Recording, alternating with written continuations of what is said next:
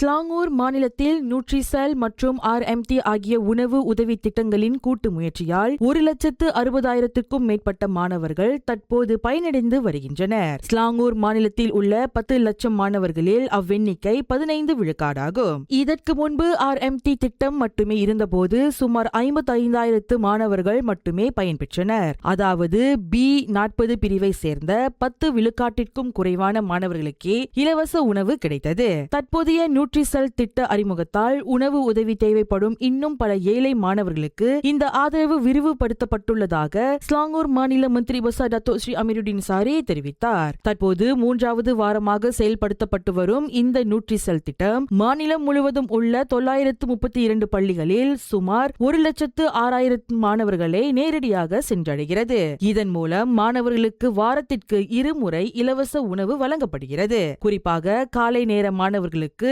சோறு, கறி, பழங்கள், காய்கறிகள் மற்றும் பானங்கள் அடங்கிய முழுமையான சத்தான உணவு வழங்கப்படுகிறது.